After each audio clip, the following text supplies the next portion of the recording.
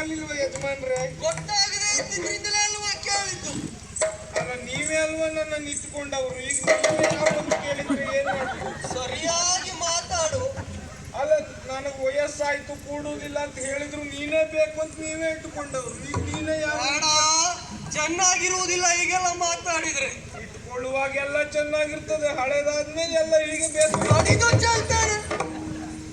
ಈಗ ನಾನು ಯಾರು ಅಂತ ಗೊತ್ತಾಗ್ಬೇಕಾ? ಹೌದು, ಗೊತ್ತಾಗ್ಬೇಕು ಅಂತಾದ್ರೆ ಹೀಗೆ ಗೊತ್ತಾಗುದಿಲ್ಲ. ಮತ್ತೆ ಈ ಸೀರೆ ಬಿಡಿಸಿದ್ರೆ ಗೊತ್ತಾಗ್ತದೆ. ನಿನ್ನನ್ನು ಹೀಗೆ ಬಿಟ್ರೆ ನಿನಗೆ ಒಳ್ಳೆಯ ನೀನೇನೋ ಏನಾಯ್ತು ವೇಷ ನಿನ್ನದು? ಇಲ್ಲಿ ಯಾರಿಗೂ ಗೊತ್ತಾಗ್ಲಿಲ್ಲ ಅಲ್ವಾ ನಾನೇ ಅಂತ? ನಮ್ಮ ಸಭೆಯಲ್ಲಿ ಯಾರಿಗೂ ಗೊತ್ತಾಗ್ಲಿಲ್ಲ, ಎಲ್ಲರೂ ಬಾಯಿ ಬಿಟ್ಟುಕೊಂಡು ನೋಡ್ತಾ ಇದ್ದಾರೆ. ವೇಷ ಮಾಡಿದ್ ಸಾರ್ಥಕ ಆಯ್ತು. ಯಾಕೆ? ಅಲ್ಲ ಇದು ವೇಷ. ಯಾಕೆ ಈ ವೇಷ ನಿನ್ನದು? ಇದು ವೇಷ, ಇದು ನೀವು ಅನುಮತಿ ಕೊಟ್ರೆ ಬಿಡಿಸಾಕ್ತೇನೆ. ಬಿಡಿಸ ಬಿಡಿಸ. ಈ ಕಡೆ ನೋಡ್ಬೇಡಿ.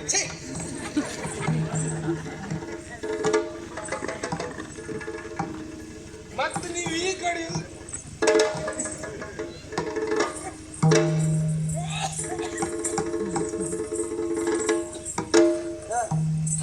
ಏನಿದೆ ನಿನ್ನ ವೇಷ? ಇದು ವೇಷ ಅಂತ ಹೇಳಿದ್ರು ವೇಷ ಮಾಡಿದ್ದಲ್ಲ ಒಡಿಯ. ಮತ್ತೆ ಇದು ವೇಷ ಅನಿವಾರ್ಯವಾಗಿ ಮಾಡಿದ್ದು. ಆಗಿ ಹೋಗೋದು. ಯಾಕೆ? ನಿಮ್ಮ ಆಜ್ಞೆಯನ್ನ ಶಿರಸಿಯ ಮೇಲೆ ಹೊತ್ತುಕೊಂಡಂತ ನಾನು ಅದಲ್ವಾ, ಶಿರಸ್ಸಿನಲ್ಲಿ ಧರಿಸಿದವನು, ಅದ್ರ ಮೇಲೆ ಹೊತ್ತುಕೊಂಡಂತ ನಾನು ಈ ಯಲ್ಲಾಪುರ ಸುತ್ತಿ ಮಣಿಪಾಲಕ್ಕೆ ಹೋದೆ. ಎಲ್ಲೂ ಹಾಕಿದ್ರು ಅಲ್ಲೇ ಹೋಗು. ಅದೆಲ್ಲ ಒಡಿಯ ಮಣಿಪಾಲ ಎಲ್ಲಾ ಪುರಗಳನ್ನ ಸುತ್ತಿ ಮಣಿಪುರಕ್ಕೆ ಹೋದೆ. ಹೀಗೆ ಹೋಗುವಾಗ ನಾನು ಅನೇಕ ವೇಷ ಮಾಡಿದೆ. ಹೌದಾ? ಏನಂದ್ರೆ ನಿಮ್ಮ ಪರಾಕ್ರಮ ಏನು, ನಿಮ್ಮ ಪ್ರಚಾರ ಏನು ಅಂತ ತಿಳಿದುಕೊಂಡು ಬರ್ಲಿಕ್ಕಲ್ಲ ನೀನು. ಅದಕ್ಕಾಗಿ ನಿನ್ನನ್ನು ನೇಮಿಸಿದ್ದು. ತಿಳಿದುಕೊಳ್ಬೇಕು ಅಂದ್ರೆ ಹಾಗೆ ಹೋಗ್ಲಿಕ್ಕೆ ಆಗ್ತದ? ಮತ್ತೆ ಬೇರೆ ಬೇರೆ ಬೇರೆ ಬೇರೆ ಬೇರೆ ಬೇರೆ ವೇಷ ಮಾಡ್ತಾ ಹೋದೆ. ಏನು ವೇಷ ಮಾಡಿದೆ? ಬಹಳಷ್ಟು ವೇಷ ಮಾಡಿದೆ. ಈ ಗೋಪಾಲ್ ವೇಷ ಒಂದು ಬಿಟ್ಟು ಮತ್ತೆ ಅಷ್ಟು ವೇಷ ಮಾಡಿದೆ. ಮೊದಲು ಮಾಡಬೇಕಾದದ್ದು ಅದಾಗಿತ್ತು, ಅದೊಂದು ಮಾಡ್ಲಿಲ್ಲ ನೋಡಿ. ಎಲ್ಲ ವೇಷ ಮಾಡಿದೆ. ಕೊನೆಗೆ ಒಂದು ದೊಡ್ಡ ಮನುಷ್ಯರು ವೇಷ ಮಾಡಿದೆ. ದೊಡ್ಡ ಮನುಷ್ಯರು ಹೀಗೆ ಹೋಗ್ತಾ ದೊಡ್ಡ ಮನುಷ್ಯರು ಅಂದ್ರೆ ಹೇಗಿರ್ತಾರೆ ಗೊತ್ತುಂಟಲ್ಲ? ಉದ್ದನೆಯ ಬಿಳಿಯ ನಿಲುವಂಗಿಯನ್ನು ಧರಿಸಿ, ಬಿಳಿಯ ಪಂಚೆಯನ್ನು ಸುತ್ತಕೊಂಡು, ತಲೆಗೆ ಕೆಂಪು ಪಟ್ಟಿ ಸುತ್ತಕೊಂಡು ಇರ್ತಾರಲ್ಲ, ಗೊತ್ತುಂಟಲ್ಲ ನಿಮ್ಗೆ? ಹಾಗೆ ವೇಷ ಮಾಡ್ಕೊಂಡು ಹೋದೆ. ಹೋಗ್ತಾ ಹೋಗ್ತಾ ಹೋಗ್ತಾ ದಾರಿಯಲ್ಲಿ ನೋಡ್ತೇನೆ, ಎರಡು ಗುಂಪುಗಳ ನಡುವೆ ಘರ್ಷಣೆ ನಡೀತಾ ಉಂಟು. ಏನಾಯ್ತು ಅಂತ ನಾನು ಕೇಳಲಿಕ್ಕೆ ಹೋಗ್ಲಿಲ್ಲ. ಈಗ ಅವ್ರು ನೋಡಿದವ್ರು ಏನ್ ಮಾಡಿದ್ರು, ಯಾರೋ ದೊಡ್ಡ ಮನುಷ್ಯರು ಬಂದಿದ್ದಾರೆ, ಏನೋ ಸಮಸ್ಯೆ ಇತ್ತು ಅವ್ರಿಗೆ. ನಮ್ಮ ಸಮಸ್ಯೆ ಇವರಲ್ಲಿ ಹೇಳ್ಕೊಂಡ್ರೆ ಪರಿಹಾರ ಆಗ್ಬಹುದು ಅಂತ ನನ್ ಕರೆದ್ರು. ಪಂಚಾಯತಿ ಮಾಡಿದ್ರು. ಪಂಚಾಯತಿಯಲ್ಲಿ ಕೇಳಿದೆ ಏನಾಯ್ತು ಅಂತ. ಹೇಳಿದ್ರು, ಒಂದು ಅಗಸನ ಕತ್ತೆ ಒಂದು ರೈತನ ಹೊಲದಲ್ಲಿ ಮೇಯ್ಲಿಕ್ಕೆ ಹೋಗಿತ್ತಂತೆ. ಅದನ್ನು ನೋಡಿದಂತ ರೈತನ ಹೆಂಡತಿಗೆ ಕೋಪ ಬಂತ ಇಲ್ವಾ, ಹೊಡಿಲಿಕ್ಕೆ ಹೋದ್ಲು. ಅದು ಏನಂದ್ರೆ ಸಮಸ್ಯೆ ಏನು ಕೇಳಿದ್ರೆ ಅವಳು ಗರ್ಭಿಣಿ ಆಗಿದ್ಲಂತೆ. ಈ ಅಗಸನ ಕತ್ತೆ ಓಡುವ ಭರದಲ್ಲಿ ಅವಳು ಹೊಟ್ಟೆ ಮೇಲೆ ಒದಿತಾ ಇಲ್ವಾ, ಅವಳು ಹೊಟ್ಟೆ ಒಳಗಿದ್ದ ಮಗು ಸತ್ತೋಯ್ತು. ಪಾಪ ಎಷ್ಟು ಜನರಿಗೆ, ಎಷ್ಟು ಕರುಣಾಮಯಿಗಳು ನಮ್ಮಲ್ಲಿ ಇದ್ದವರು. ಹೊಟ್ಟೆಯಲ್ಲಿ ಮಗು ಸತ್ತೋಯ್ತು. ಕೊನೆಗೆ ಏನ್ ಮಾಡುವ, ರೈತನಿಗೆ ಕೋಪ ಬಂತ ಇಲ್ವಾ, ಫಸಲಿನ ಬೆಲೆ ಏನು ಅಂತ ರೈತನಿಗೆ ಅಲ್ವಾ ಗೊತ್ತಿರುವುದು. ಅವನಿಗೆ ಕೋಪ ಬಂತ ಇಲ್ಲ, ಬಂದು ಕತ್ತೆ ಕಾಲ್ ಮೇಲೆ ನಾಲ್ಕು ಬಿಟ್ಟ, ಕತ್ತೆ ಕಾಲು ಮುರಿದೋಯ್ತು. ಆ ಕಡೆ ಮಗು ಸತ್ತೋಯ್ತು, ಕತ್ತೆ ಕಾಲು ಮುರಿದೋಯ್ತು, ಎರಡು ಮುರಿದೋಯ್ತು. ಈಗ ಪಂಚಾಯತಿಗೆ ಬಂದ್ಕೊಂಡು ಅಗಸ ಹೇಳುದೇನು, ತನ್ನ ಕತ್ತೆ ಕಾಲು ಸರಿಯಾಗುವವರೆಗೆ ರೈತನೇ ಅದನ್ನ ಮನೆಯಲ್ಲಿ ಇಟ್ಕೊಂಡು ಸಾಕಿ ನೋಡ್ಕೊಳ್ಬೇಕು ಅಂತ ಅವ. ಹೀಗೆ ಮಾಡಿದ್ರೆ ನನಗೆಲ್ಲ ನ್ಯಾಯ ಸಿಗ್ತದೆ ಅಂತ ರೈತ ಕೇಳುದು. ಈಗ ಒಟ್ಟಿನಲ್ಲಿ ಇಬ್ಬರಿಗೂ ನ್ಯಾಯ ಕೊಡ್ಸೋದು ಬೇಡವಾ? ಹಾಗಾಗಿ ಹೇಳ್ದೆ, ನೀ ಹೇಳ್ದಾಗೆ ಆಗ್ಲಿ, ಆ ಕತ್ತೆ ಕಾಲು ಸರಿಯಾಗುವವರೆಗೆ ರೈತನೇ ಅದನ್ನ ಸಾಕ್ತಾನೆ. ರೈತನ ಹೆಂಡತಿಯು ಕೂಡ ಮೊದಲಿದ್ದಾಗ ಆಗುವವರೆಗೆ ನೀನೇ ಸಾಕಬೇಕು ಅಂತ. ಈಗ ಇಬ್ಬರಿಗೂ ಸರಿ ನ್ಯಾಯ ಸಿಗುದು ಬೇಡವಾ? ಏನ್ ಮಾಡಿದ್ರು ಅವರು? ಏನು ಮಾಡಿದ್ರು ಅಂತ ಮತ್ತೆ ಕೇಳ್ತೀರಲ್ಲ. ಓಡಿಸ್ಕೊಂಡು ಬಂದ್ರು. ಅವರಾಗಿದ್ರಿಂದ ಓಡಿಸಿಕೊಂಡು ಬಂದ್ರು, ನಾನಾಗಿದ್ರು ಅಲ್ಲೇ ಕಡಿದು ಚೆಲ್ತಿದ್ದೆ ನಿನ್ನ. ಅದಕ್ಕಾಗಿ ತಪ್ಪಿಸ್ಕೊಂಡು ಓಡಿದ್ದು. ತಪ್ಪಿಸ್ಕೊಂಡು ಓಡ್ತಾ ಓಡ್ತಾ ಓಡ್ತಾ ಓಡ್ತಾ ಏನಾಯ್ತು, ಒಂದು ಸೀರೆ ಕಂಡಿತು. ಸೀರೆ ಸುತ್ತಕೊಂಡು ಓಡ್ದವ ಅವತ್ತಿಂದ ಸ್ತ್ರೀ ವೇಷ ಮಾಡ್ಲಿಕ್ಕೆ ಆರಂಭ ಮಾಡಿದೆ. ಅಲ್ಲಿಂದ ಸ್ತ್ರೀ ವೇಷ ಮಾತ್ರ ಬಿಡ್ಲೇ ಇಲ್ಲ. ಯಾಕೆ? ಯಾಕೆ ಗೊತ್ತುಂಟಾ? ಈ ಸ್ತ್ರೀ ವೇಷಕ್ಕಿರುವಷ್ಟು ಬೇಡಿಕೆ ಮತ್ತೆ ಯಾವ ವೇಷಕ್ಕೂ ಇಲ್ಲ. ನಿನಗೆ ಬೇಡಿಕೆ ಸಲುವಾಗಿ ಸ್ತ್ರೀ ವೇಷ ಮಾಡಿದ್ದ? ಬೇಡಿಕೆ ಸಲುವಾಗಿ ಮಾಡಿದ್ದೇನಂತಲ್ಲ, ಈ ಸ್ತ್ರೀ ವೇಷ ಮಾಡುವುದರಿಂದ ಹಲವಾರು ಉಪಯೋಗ ಉಂಟು. ಏನು ಉಪಯೋಗ? ಈ ಕೆಲವೊಂದು ವಿಚಾರ ಗೊತ್ತಾಗಬೇಕಾ, ಅರಮನೆ ಒಳಗೆ ಹೋದ್ರೂ ಗೊತ್ತಾಗುದಿಲ್ಲ.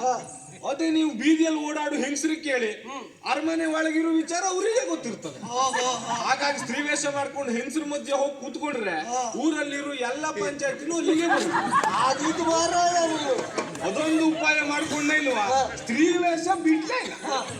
ಅವತ್ತಿಂದ ಇವತ್ತಿನವರೆಗೆ ಸ್ತ್ರೀ ವೇಷದಲ್ಲೇ ಇದ್ದೇನೆ. ಸರಿ, ಏನೇನು ವಿಚಾರ ಗೊತ್ತಾಯ್ತು? ಮೊದಲು ಹೊರಡುವಾಗ ನಾನು ಹಲವಾರು ದೇಶಕ್ಕೆ ಹೋದೆ. ಒಂದು ಕಡೆ ಹೋದಲ್ಲಿ ಹೇಳಿದ್ರು ಈ ಸಾಲುವನಿಗೆ ಸರಿ ಇಲ್ಲ ಅಂದ್ರಪ್ಪ. ನಿನ್ನ ಅಪ್ಪನಿಗೆ ಅವರೇ ಹೇಳಿದ್ದು ಹಾಗಲ್ವಾ? ಸಾಲುವನಿಗೆ ಸರಿ ಇಲ್ಲ ಅಂದ್ರೆ ಏನು? ಅದು ಸಾಲುವನಿಗೆ ಸಮ ಇಲ್ಲ ಅಂದ್ರು. ಅದಲ್ಲ, ಸಾಲುವನಿಗೆ ಸರಿ ಸಮ ಇಲ್ಲ. ಅದೇ ಸರಿ ಸಮ ಇಲ್ಲ ಅಂತ. ಸಾಲ್ವನಿಗೆ ಎದುರಾಗಿ ನಿಲ್ಲಬಲ್ಲವರು ಯಾರು ಇಲ್ಲ. ಪರಾಕ್ರಮದಲ್ಲಿ ಯಾರು ಇಲ್ಲ ಅಂತ. ಹಾಗೆ ಬಹಳ ಸಂತೋಷ ಆಯ್ತು ನಿಮ್ಮ ಪ್ರಚಾರ ಕೇಳಿ. ಅಲ್ಲಿಂದ ಮತ್ತೊಂದು ದೇಶಕ್ಕೆ ಹೋದೆ. ಅಲ್ಲಿ ಹೋಗಿ ನೋಡ್ತೇನೆ, ಪರಮಾಶ್ಚರ್ಯ. ನಮ್ಮ ಯಜಮಾನರು ಅಲ್ಲಿದ್ದವ್ರು ಇಲ್ಲಿಗೆ ಹೇಗೆ ಬಂದ್ರು ಅಂತ. ಅಂದ್ರೆ ನಿಮ್ಮದ್ದೇ ಪ್ರತಿರೂಪ ಅಲ್ಲಿ ಕಾಣ್ತೇನೆ ದೂರದಿಂದ ನೋಡುವಾಗ. ಏನಾಯ್ತು, ಯಾಕೆ ಇಲ್ಲಿ ಬಂದ್ರು ನೋಡುವಂತ ಹತ್ರ ಹೋಗಿ ನೋಡ್ತೇನೆ, ನೀವಲ್ಲ ಮತ್ತೆ ನಿಮ್ಮದ್ದೇ ದೊಡ್ಡ ಭಾವಚಿತ್ರ ಮಾಡಿ ಇಟ್ಟಿದ್ದಾರೆ. ಭಾವಚಿತ್ರವನ್ನು ನಿರ್ಮಿಸಿಟ್ಟಿದ್ದಾರೆ. ಅದಕ್ಕೊಂದು ಗಂಧದ ಹಾರ ಹಾಕಿದ್ದಾರೆ, ಕೆಳಗೆ ವಾಸನೆ ಕಡ್ಡಿ ಹಚ್ಚಿದ್ದಾರೆ, ಮತ್ತೆ ಹಣೆ ಕಿಲಕ ಇಟ್ಟಿದ್ದಾರೆ, ಒಂದು ತೆಂಗಿನಕಾಯಿ ಒಡಿದೆ ಹಾಗೆ ಇಟ್ಟಿದ್ದಾರೆ. ಏನು ನನ್ನ ವೈಕುಂಠ ಸಮಾರಾಧನೆಯ? ನನಗೂ ಆಶ್ಚರ್ಯ ಆದದ್ದೇ ಒಡಿಯ. ನಾನು ಇಲ್ಲಿಂದ ಅಲ್ಲಿಗೆ ಹೋಗುವವರೆಗೆ ಇಲ್ಲೆಂತ ಹೆಚ್ಚು ಕಡಿಮೆ ಆಯ್ತು ಅಂತ ನನಗೆ ಹೋಗಿ ನಾನು ಕೇಳಿದೆ, ಬಿಡಲಿಲ್ಲ. ಏನು ಇದು ಏನು ಇದು ಯಾಕೆ ಹೀಗೆ ಮಾಡಿದ್ದೀರಿ ಅಂತ ಕೇಳಿದೆ. ಅವ್ರು ಹೇಳಿದ್ರು, ಮತ್ತೆ ನಿಮ್ಮದೊಂದೇ ಭಾವಚಿತ್ರ ಇಟ್ಟದ್ದಲ್ಲ, ಈ ದೇವರ ಭಾವಚಿತ್ರ ಎಲ್ಲ ಇಟ್ಟಲ್ಲಿ ನಡುವೆ ನಿಮ್ಮದ್ದು ಒಂದು ಇಟ್ಟಿದ್ದಾರೆ. ದೇವರಿಗೆ ಸರಿಯಾಗಿ ನನ್ನ ಭಾವಚಿತ್ರ ಆ ಸಾಲಿಗೆ ನಿಮ್ಮನ್ನು ಸೇರಿಸಿದ್ದಾರೆ ಅಂತ. ಹಾಗಾಗಿ ಬಹಳ ಸಂತೋಷ ಆಯ್ತು. ಆದ್ರೆ ಒಂದು ಅನುಮಾನ, ಇದು ಯಾಕೆ ಗಂಧದ ಮಾಲೆ ಹಾಕಿದ್ದೀರಿ, ಹೀಗೆಲ್ಲ ಮಾಡಿದ್ದೀರಿ ಅಂತ ಕೇಳಿದೆ. ಅದು ದೊಡ್ಡ ಭಾವಚಿತ್ರ ಅಲ್ವಾ, ಪ್ರತಿನಿತ್ಯ ಹೂ ಕೊಯ್ದು ಹೂವಿನ ಮಾಲೆ ಮಾಡಿ ಹಾಕುವುದಕ್ಕೆ ಕಷ್ಟ ಆಗ್ತದೆ ಅಂತ ಗಂಧದ ಮಾಲೆ ಒಂದೇ ಸಲ ಹಾಕ್ಬಿಟ್ರೆ ಬದಲಾಯಿಸುವ ಪ್ರಮೇಯ ಇರುವುದಿಲ್ವಲ್ಲ. ಆ ಮಟ್ಟಿಗೆ ಒಳ್ಳೆ ಬುದ್ಧಿವಂತಿಕೆ ಮಾಡಿದ್ರು ಅವರು. ಹಾಗೆ ಮತ್ತೆ ಎಲ್ಲ ಹಚ್ಚಿದ್ದಾರೆ. ಮತ್ತೆ ತೆಂಗಿನಕಾಯಿ ಯಾಕೆ ಒಡಿಲಿಲ್ಲ ಅಂತ ಕೇಳಿದೆ. ಅದೊಂದು ಆಶ್ಚರ್ಯ, ತೆಂಗಿನಕಾಯಿ ಒಡೆದಿಡ್ಬೇಕಲ್ಲ. ಕೇಳಿದೆ, ಹೇಳಿದ್ರು ಸಾಲುವೇಷ ಅಂತ ಹೇಳಿದ್ರೆ ನಮಗೆ ಪರಮೇಶ್ವರನಿಗೆ ಸಮಾನ ಅಂದ್ ಬಿಟ್ರ. ಅಂದ್ರೆ ಮೂರು ಕಣ್ಣಿರುವುದು ಪರಮೇಶ್ವರನಿಗೆ ಬಿಟ್ರೆ ತೆಂಗಿನಕಾಯಿಗಲ್ವಾ? ಸರಿ ಸರಿ ಸರಿ. ಅದು ಒಡೆದಿಟ್ರೆ ಮೂರು ಕಣ್ಣಲ್ಲಿ ಕಾಣ್ತದೆ. ಮತ್ತು ಒಡೆದ ಮೇಲೆ ಮನೆಗೆ ತಕೊಂಡು ಹೋಗ್ಬೇಕು, ಅಲ್ಲಿ ಇಡ್ಲಿಕ್ಕೆ ಆಗ್ತದ. ಸರಿ ಸರಿ ಸರಿ. ಹಾಗಾಗಿ ನಿಮ್ಮ ಬಗ್ಗೆ ಅಷ್ಟೆಲ್ಲಾ ಪ್ರಚಾರ ಕೇಳಿದೆ, ಬಹಳ ಸಂತೋಷ ಆಯ್ತು. ಅಲ್ಲೆಲ್ಲ ತಿರುಗಾಟ ಮುಗಿಸ್ಕೊಂಡು ಕೊನೆ ಕಾಶಿ ಹೋದೆ. ಕಾಶಿಯಲ್ಲಿ ವಿಶೇಷ ಏನು ವಿಶೇಷ? ಕಾಶಿಗೆ ಹೋದ್ರೆ ದೊರೆಯ ಪ್ರತಾಪ ಸೇನಾಢ್ಯ ಎಂಬವನಿಗೆ, ದೊರೆಯ ಪ್ರತಾಪ ಸೇನಾಢ್ಯ ಎಂಬವನಿಗೆ ಪರಮ ರೂಪದ ಸೌಂದರ್ಯ